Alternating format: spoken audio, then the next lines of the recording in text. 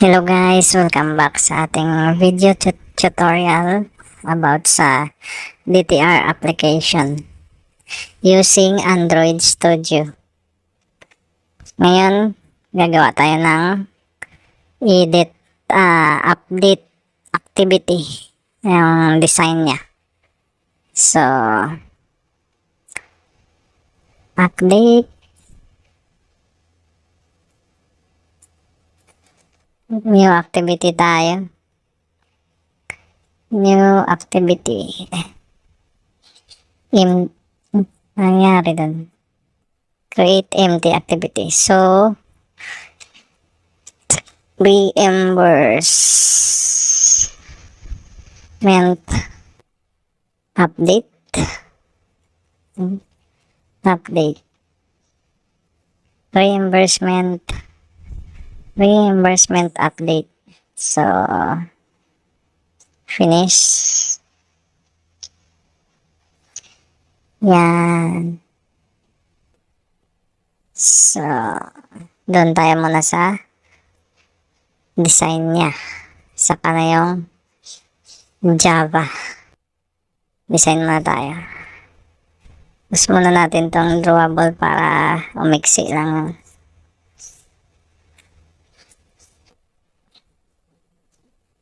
Reimbursement update. Ito. Yan. So, lagyan mo natin background. Android. Background. Equals. Okay, pindot. Equals. At drawable. Life hack. Yan.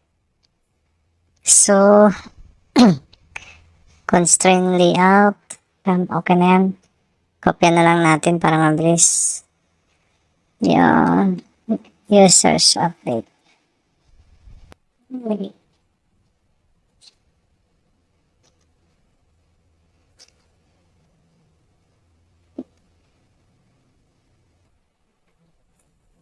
Users, ay, hindi. But ito, yung add natin. Saan ba yan? Reimbursement add. Yun. Text bill, match parent. Role C. Role V. Yan. Para hindi na tayo mahirapan code sa design. Parehas lang naman yan. Konti-konti na. Yung mga ID na lang yung babaguhin natin. Text view. Hindi naman ito minamap. Okay na yan. Yung caption. Okay na yan.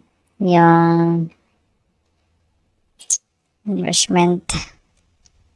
Okay na yan. Add nyo. Ay, hindi. Ito. Update. Update.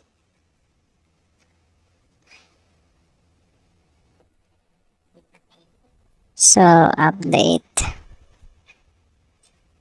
Update. Saan yan? Update. Tapos, update. Reimbursement. Okay na yan. Tapos dito sa image view. Ayos na yan. Material. Add cover.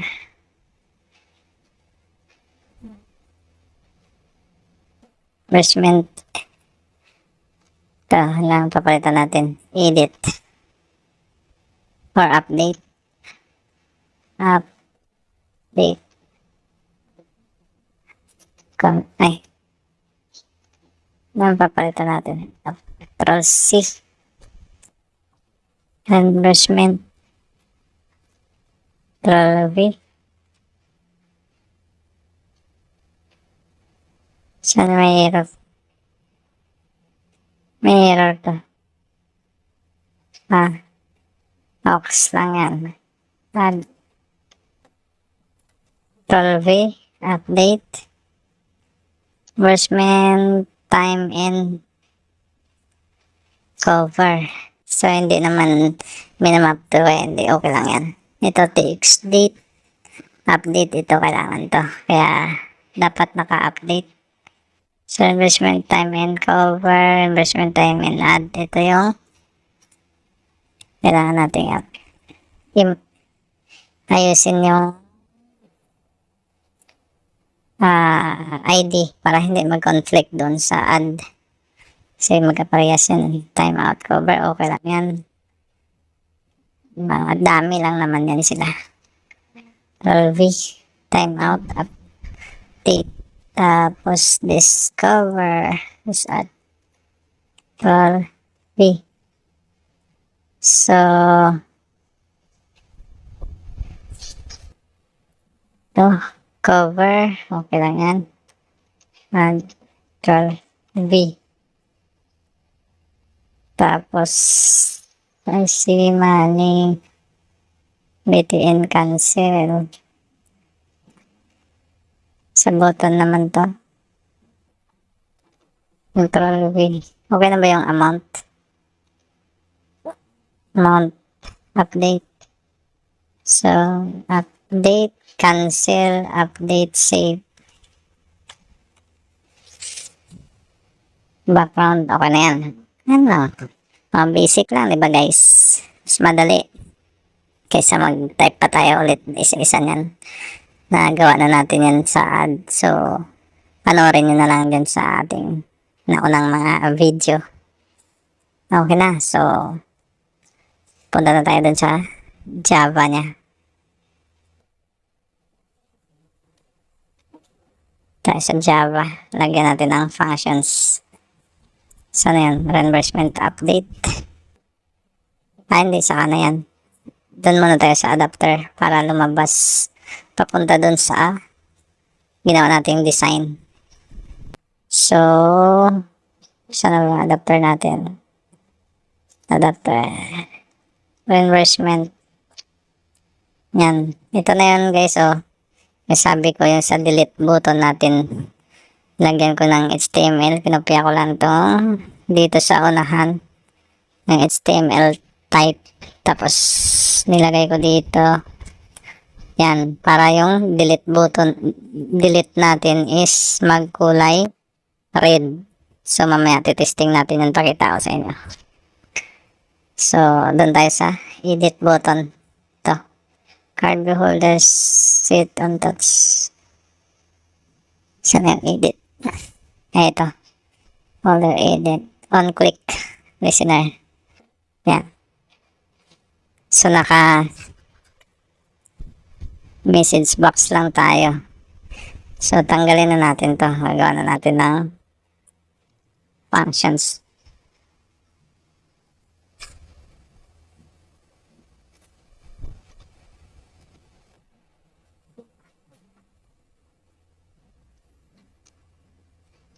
So, kailangan natin i-map yung mga data na nasa adapter. So, ibabato natin dun sa edit to. Ilagay natin dyan. From adapter, pag i-click nyo yung card view, di ba may data yon?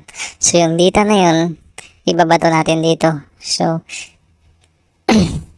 gagawa tayo ng mag-hold ng data. So, ano ba yan? Database muna. Final db helper db equals new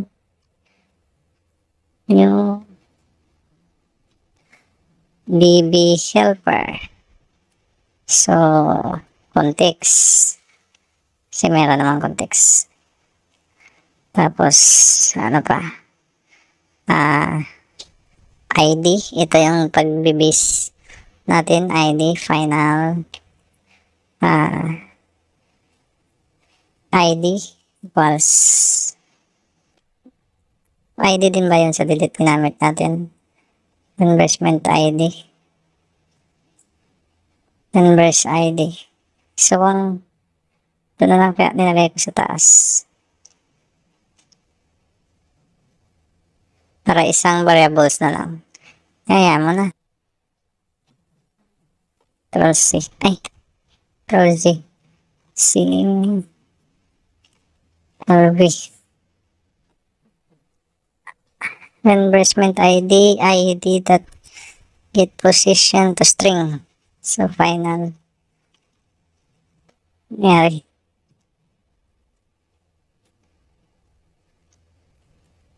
Saan mapunta yung cursor natin So, ba't dito ko nilagay? Dapat sa taas.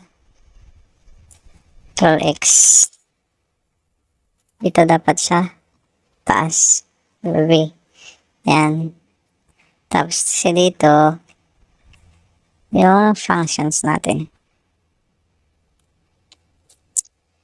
Gamit tayo ng bundle. Ito yung mag-hold ng data. Bundle.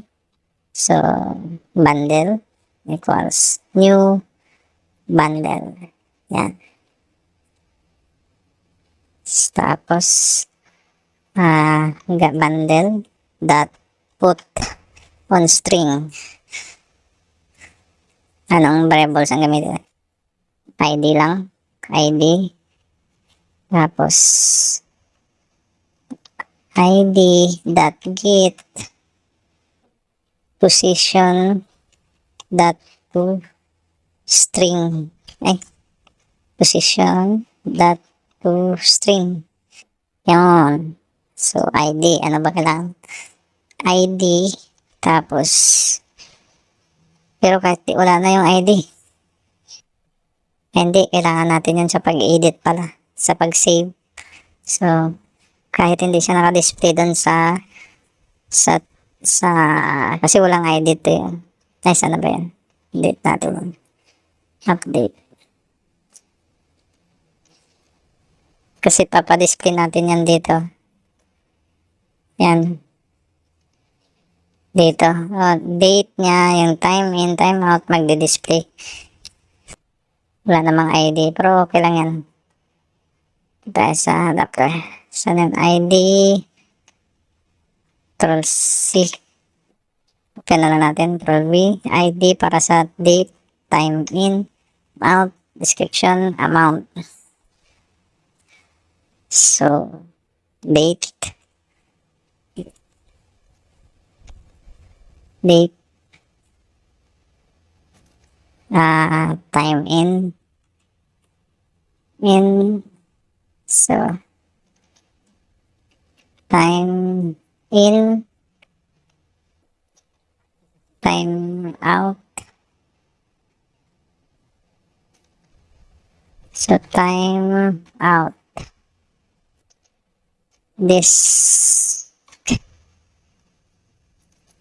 Ano ba nilagay ko dito ang description ba? Disk. Amount.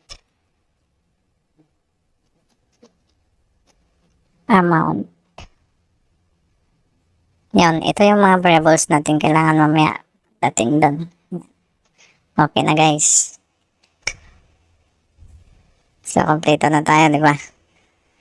So, ngayon, dadalhin natin siya sa pag-open ng form, yung activity, yung update activity natin. So, intent, ba't lang intent,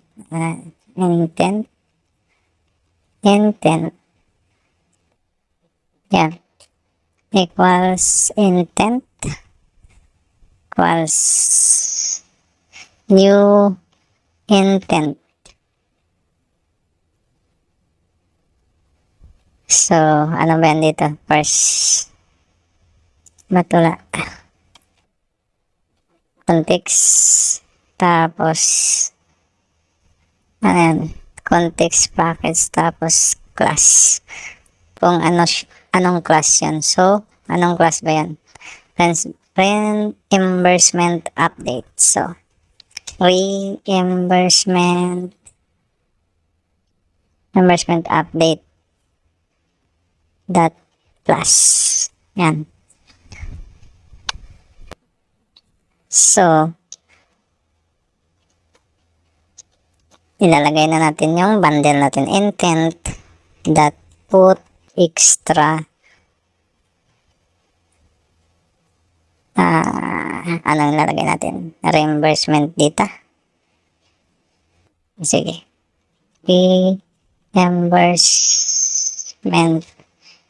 Reimbursement data. Yan. Data. Yan. Reimbursement data. Yan. Saan yan siya? Nasa bundle. Bundle. Yan. Reimbursement data nasa bundle. So, ito yung kailangan din natin mamayang tandaan kung anong name ang pinaglagyan ng data. So, isusyo na natin context that start start activity. So, ano yan? Intent. Yung laman ng intent natin ito. Reimbursement class. So, testing na natin, guys. Testing. Ayan, tatakbuhin na natin, guys, yung ating application. Stop muna natin. Tapos, run.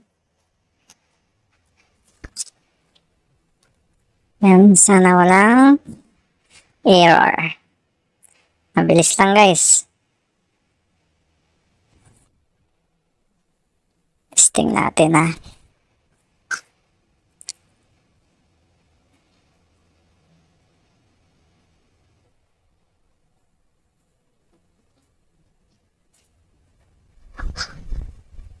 Kung gagana yung pupunta siya sa edit activity. Update. Okay. Build successful. Install niya na lang yan. Yan. Install successfully. So, ayan na, guys. Login na natin. Copy, paste. Paste na natin. Ang dami. Friends Garland at gmail.com. Copy natin ulit to. Password natin is R lang. Yun. Login successful. So, reimbursement. So, ito yung delete kanina, guys. Sabi ko na pinalitan natin ng kulay red. Yun. Ayan o, kulay red. Kasi pagka sana ba yan? Try natin ibang kulay. Sana yan? Red. Try natin green. Apply.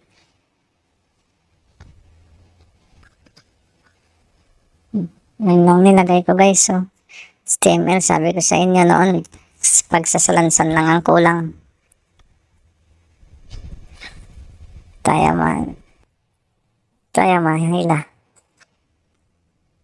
Build successful, apply changes. So, refresh natin, cancel. Refresh natin, reimbursement. Tapos, delete. Diba? Kulay green. So, pula ba dapat? Pula. O green mas. Pula na lang kasi. Delete. Red. Okay na yan, guys. So, testing natin yung refresh muna natin. Yung edit button natin. Kung pupunta siya dun sa edit activity. Yan, success. Yan, bumalik na siya sa pula. So, edit button. Yun. Pero wala pang functions yan. Kaya pindot. Wala pa. Hindi pa siya pwedeng save, wala pa. So, yan na guys, okay na yan. So, abangan nyo na lang sa next video. Bigyan natin ng buhay itong mga failed na to. At saka pag i-click yung cancel, i-click yung save, gagana na siya. Mag-save na siya dun sa ating database. So, abangan nyo na lang sa next video natin guys. Bye-bye!